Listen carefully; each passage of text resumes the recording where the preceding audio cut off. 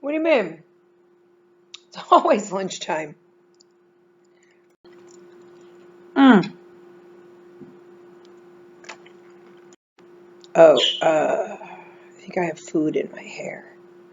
Oh my gosh. Hello, everyone. Today I'm going to talk about my 4 principles, if you will, of deconstructing or teaching moves in the field. I feel like there are 4 kind of steps that I go through to make sure that the student can learn quicker and learn correctly. So let's get started. I use these 4 steps to help when coaches bring me their athletes or send videos to me for help, and I'm more than happy to do any of that if you guys want to send some videos my way. And I kind of go through this litany list of steps that help steer everybody in the right direction and get results very quickly. All right, so first things first is body position. What position do I want the body in executing these elements? So let's just randomly take novice moves in the field because they are some of the most challenging. And let's take, I call them happy turns, the inside 3 turns to back inside 3 turns. So the first thing I want to see is very simple. I want to see a forward stroke position and just maintain that position, hold the glide, make sure they know where they're supposed to be on their blade, and just stop there. Okay, so just kind of really deconstructing these elements helps the athlete know at every point of the move where they're supposed to be, and that ensures a quicker success. So I will actually guide the athlete as they are going through every step of the move and tell them where I want their body, where I want them on the blade. And between those 2 things, they start to understand what edge they should be on, what direction, and so on. And we walk through all of those positions.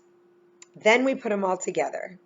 So when I put all of the positions on a lobe, so I always talk about a lobe, right? Here's the axis, here's the lobe. Where does where do the turns occur on the lobe so they know where to be in their pattern? So you can use lobe, you can use axis, you can use circle, any of those work, just so they get an understanding as to where the placement of things are. And then they'll be putting their body in the right position, in the right place, at the right time. We're halfway there. All right, so placement on the lobe segues right into pattern. What is the pattern of the move? Of course, I show them what the whole pattern is so they have an idea. I either draw with my trusty marker on the glass, or we have transparent rink stickers on our glass that the hockey guys use, and I steal them. And that way they can understand where everything should be placed in relation to landmarks, whether it's the dots or the lines or the logo, and they have something to shoot for. So that really helps them steer in the right direction. And once we get the pattern down, we're really starting to cook.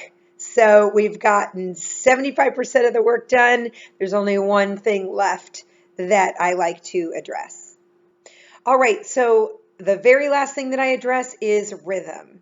So usually it's dependent on the move, if the move needs a rhythm, like a musical rhythm, or if it needs a timing rhythm. So for example, in juvenile double threes, I give them steps rather than rhythm because I want things happening at certain numbers so that the placement of the double threes on the lobe is correct. So there is less time for the body to wiggle and make mistakes. I want this position, then this position, then this position, then this position. And I can go through that in other videos.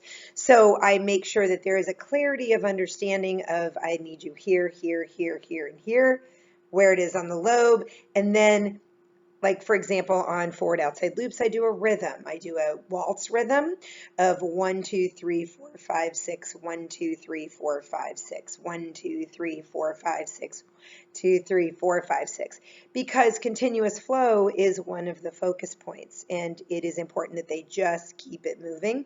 Sometimes they will struggle with trying to get the pattern on the rhythm, and that's okay, but sometimes the rhythm is what really helps them actually click and get the move right where it needs to be. Perfect example would be the 8-step Mohawk from Juvenile. Has a marching cadence. You can't teach that right away. It'll be all kinds of mess. So first you have to establish the body position, the placement, the pattern, and then you can start working on the timing on that. Then they understand where everything is supposed to be, and they put it all together, and a beautiful move happens. It's great. In future videos, I am going to show you how I go through this process for specific moves. This weekend, I will be working with a coach and her athlete. A coach reached out to me and asked me to help her with her athlete on novice moves, which you all know is fun.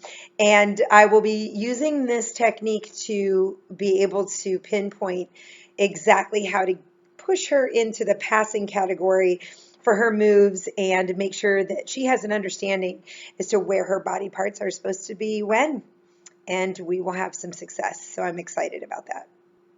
I hope this video has been helpful to get you through your coaching process. I know that we all have a method to our madness, and it's just always kind of fun to share. So if you have any ideas or comments, please make sure you comment below, give me a thumbs up and subscribe. But most importantly, have a nice day.